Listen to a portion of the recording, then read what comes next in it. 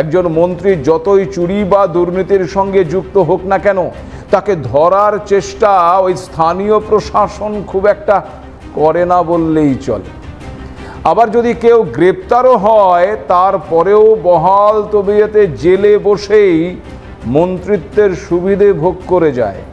অথচ দেশের সাধারণ নাগরিক যারা ওই ব্যক্তিকে বিধায়ক বা সাংসদ বানালো, তাদের জন্য এমনটা কখনো হয় না। আম জনতার ক্ষেত্রে ওই চুন থেকে পান খসলেই 18 ঘা। স্বাভাবিকভাবেই এই 130তম সাংবিধানিক সংশোধনী বিল সেই সমস্ত দুর্নীতি মনোভাবাপন্ন নেতা মন্ত্রীদের মনে ভয় ধরাবে বলে মনে করছে অনেকে। মন্ত্রী হওয়া মানেই যে দুর্নীতি বা চুরির লাইসেন্স নয়, এই বিল কি তবে সেই বার্তাই দিচ্ছে? সত্যি কি এই বিল আইনে পরিণত হলে দুর্নীতি করার আগে দুবার ভাববেন মন্ত্রীরা? সত্যি কি বিলটি জনসাধারণের আস্থা বজায় রাখতে সহায়ক হবে? প্রশাসনকে সাহস যোগাবে দুর্নীতিগ্রস্তদের বিরুদ্ধে কঠোর পদক্ষেপ নিতে? কারণ গোটা বিলটি নিয়েই ইতিমধ্যে বিতর্ক তৈরি হয়েছে। সংসদের ভেতরে এবং বাইরে সোচ্চার হয়েছে বিরোধীরা। একদিকে এই কেন্দ্রের নয়া বিল স্বচ্ছতার পথে আরও একটি পদক্ষেপ হয়, তবে এর উল্টো দিক হলো বিরোধীদের দমনের প্রচেষ্টার অভিযোগ।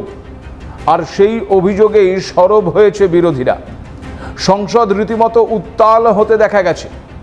আর এখানেই প্রশ্ন হচ্ছে, কেন এই বিলের বিরোধিতা করা হচ্ছে? এই বিল কাদের পাকা ধানে মই দেবে? সাদা চোখে প্রশ্ন হচ্ছে, কোনো একজন ব্যক্তি যদি মন্ত্রী হয়, তবে তিনি যে দুর্নীতি বা চুরি করতে পারেন এমনটা তো কখনোই নয়। আবার তিনি যদি চুরি করেন, শুধুমাত্র মন্ত্রী বলে তার কোনো শাস্তি হবে না, তিনি বহাল থেকে যাবেন তার চেয়ারে, এমনটাও কি ঠিক? সাধারণ মানুষ থেকে নেতা মন্ত্রী কেউই আইনের ঊর্ধ্বে নয়।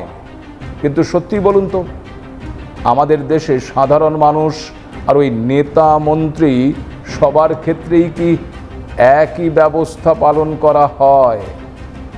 প্রশাসন কি যে ব্যবহার মন্ত্রী বা নেতার সঙ্গে করেন, সেই একই ব্যবহার সাধারণ মানুষের সঙ্গে করে? তাহলে এমন একটা বিল যদি আসে, তবে আপত্তি কোথায় এবং কেন? নাকি সত্যি বিলটি আইনে পরিণত হলে তার অপব্যবহারের আশঙ্কা রয়েছে? বলবো সে কথা, তবে একটা ছোট্ট বিরতির পর সঙ্গে থাকুন। রাজ্যের মুখ্যমন্ত্রী মমতা বন্দ্যোপাধ্যায় সোশ্যাল মাধ্যমে পোস্ট করে বিলটির বিরোধিতা করার পাশাপাশি ব্ল্যাক ডে ব্ল্যাক ডিল বলে উল্লেখ করেছেন। গণতান্ত্রিক ব্যবস্থাকে শেষ করার চেষ্টা করা হয়েছে বলেও অভিযোগ করেছে। ইন্ডিয়া জোট মনে করছে, এই বিল কার্যকর হলে কেন্দ্রীয় সরকার বিরোধী নেতাদের বিরুদ্ধে উদ্দেশ্যমূলকভাবে মামলার ভিত্তিতে তাদের জেলে পাঠিয়ে স্বয়ংক্রিয়ভাবে পদচ্যুত করতে পারবে। এর ফলে জনগণের ভোটে নির্বাচিত নেতৃত্বকে বিচার ছাড়াই সরিয়ে দেওয়া যাবে, যা ভারতের সাংবিধানিক কাঠামোর সম্পূর্ণ বিরোধী।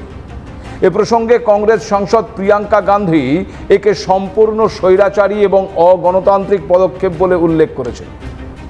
এটিকে দুর্নীতি বিরোধী পদক্ষেপ হিসেবে আখ্যা দেওয়া আসলে ওই জনগণের চোখে ধুলো দেওয়া হচ্ছে বলে মনে করছেন তিনি।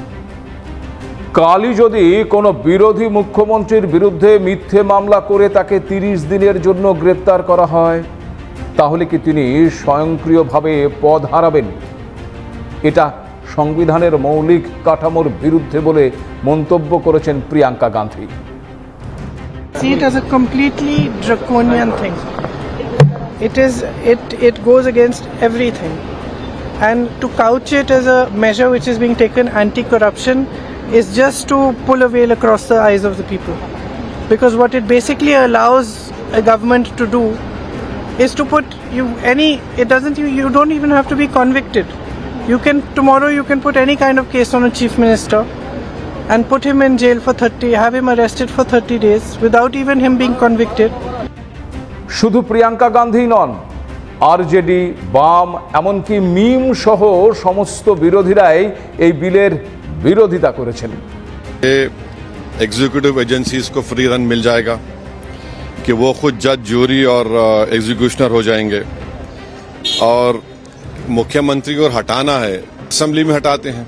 BNSS में इतने ऐसे सेक्शंस हैं कि किसी को भी आप एक सेक्शन लगा दीजिए 5 साल के ऊपर का, अंदर BNS में यह है कि 90 डेज तक पुलिस कस्टडी ले सकती है। तो ये मेरे ख्याल से ये 1930 का गेस्टापो मूवमेंट हम भारत में देख रहे हैं। আবার এক ধাপ এগিয়ে এই বিলটি নিয়ে পাল্টা কেন্দ্রের দিকে চ্যালেঞ্জ ছুড়ে দিয়েছেন তৃণমূল সাংসদ তথা দলের সর্বভারতীয় সাধারণ সম্পাদক অভিষেক বন্দ্যোপাধ্যায়।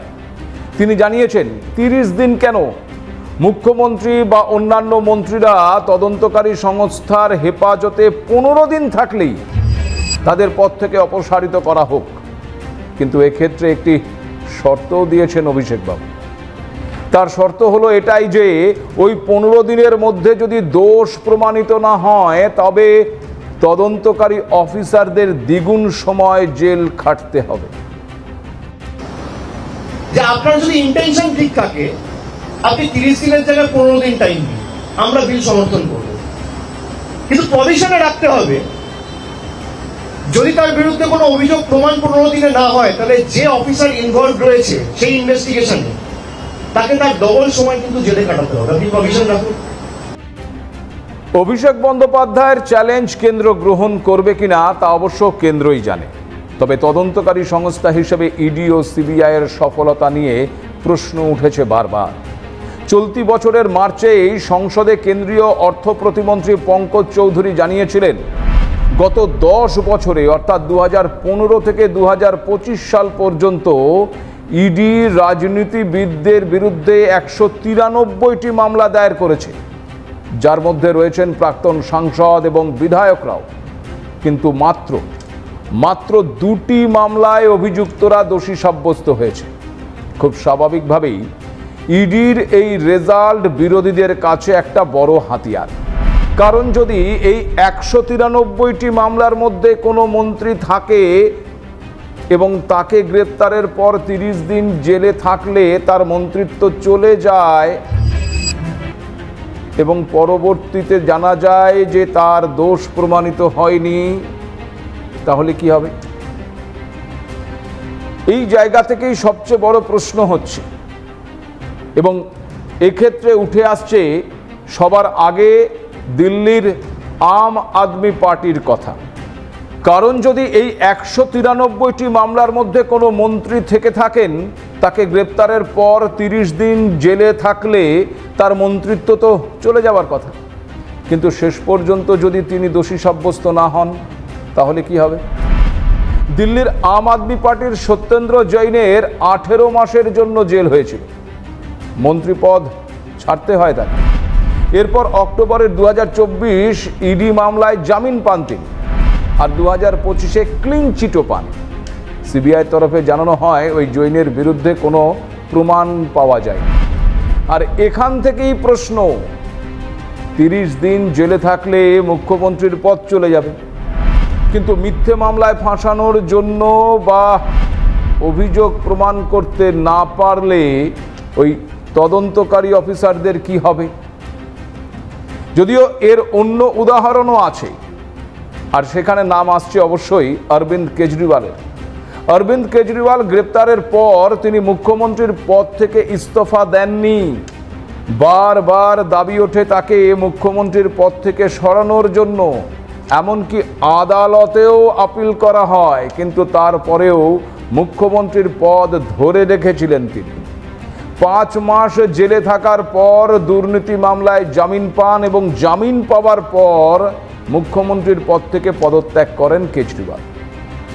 তবে ঝাড়খণ্ডের প্রাক্তন মুখ্যমন্ত্রী হেমন্ত সোরেন আবার সে পথে কিন্তু হাঁটেন। গ্রেপ্তার হওয়ার আগেই তিনি মুখ্যমন্ত্রীর পদ থেকে ইস্তফা দিয়েছিলেন। আবার ইস্তফা দেওয়ার পর হেমন্ত যাকে দায়িত্ব দিয়েছিলেন সেই চম্পাই সোরেন আবার পরবর্তীতে বিজেপি যোগদান করে। অর্থাৎ এই ঘটনাগুলো কোথাও যেন ওই রাজনৈতিক ব্যক্তিদের, বিশেষ করে মন্ত্রীদের নৈতিকতা আবার অনৈতিকতার সাক্ষ্য বহন করছে। উল্টো দিকে আবার ইডি সিবিআই এর সফলতার খারাপ রেজাল্ট দুই সংস্থা সম্পর্কে মহামান্য সুপ্রিম কোর্টের মন্তব্য, যা বারবার তাদের বিশ্বাসযোগ্যতা নিয়ে প্রশ্ন তুলেছে। এই অবস্থায় খুব স্বাভাবিকভাবেই কেন্দ্রের এই নয়া বিল প্রশংসা এবং প্রশ্ন উভয়ের মুখোমুখি। আচ্ছা, এবার একটি কথা বলি আপনাদের। এই বিলে কাদের নিয়ে কথা হচ্ছে? যাদের জন্য এই বিলটি আনা হয়েছে তারা দেশের প্রধানমন্ত্রী, কোনো না কোনো রাজ্যের মুখ্যমন্ত্রী কিংবা মন্ত্রী, অর্থাৎ যাদের দ্বারা দেশ ও রাজ্য পরিচালিত হয়, যাদের নৈতিকতা সততার ওপর দাঁড়িয়ে রয়েছে দেশ ও রাজ্য। কথায় বলে, রক্ষকই যদি ভক্ষক হয় তবে রক্ষা করবে কে? যাদের ওপর আমি, আপনি, আমরা দেশের দায়িত্ব ন্যস্ত করছি, রাজ্যের দায়িত্ব ন্যস্ত করছি, তাদের মধ্যে নৈতিকতার কোনো বালাই থাকবে না। তাদের নৈতিকতার জন্য আবার বিল এনে আইন তৈরি করতে হবে। হওয়া তো উচিত, যদি কোনো নেতা বা মন্ত্রীর বিরুদ্ধে কোনো দুর্নীতির অভিযোগ ওঠে তবে তিনি নিজে থেকেই জনগণের কাছে তথ্য প্রমাণ তুলে ধরে নিজেকে অভিযোগ মুক্ত করবেন, না হয় মামলা চলাকালীন নিজেই পদ থেকে সরে দাঁড়াবেন এবং নির্দোষ প্রমাণ না হওয়া পর্যন্ত সেই পদে আর আসীন হবেন না। তাহলে তো এমন কোনো বিল আনার আর কোনো প্রয়োজনই পড়বে না। কিন্তু ভারতের বর্তমান রাজনৈতিক পরিস্থিতিতে কি তা আদৌ সম্ভব? উত্তরটা সবার জানা। সেক্ষেত্রে একদিকে যেমন নতুন বিলটি আইনে পরিণত হলে যেমন মন্ত্রী মশাই ষড়যন্ত্রী মশাই হয়ে ওঠার আগে দুবার ভাববেন, মানে একবার গ্রেপ্তার হলে সব গেল, এই ভয় তাদের তাড়া করে বেড়াবে। আবার আইনকে কাজে লাগিয়ে কণ্ঠরোধের অভিযোগকেও উড়িয়ে দেওয়া যাচ্ছে না। তবে শেষ পর্যন্ত স্ট্যান্ডিং কমিটির ঘরে যাওয়া এই বিলটি আইনে পরিণত হয় নাকি ঠান্ডা ঘরেই স্থান পায়, সেক্ষেত্রেও প্রশ্ন থেকেই যাচ্ছে।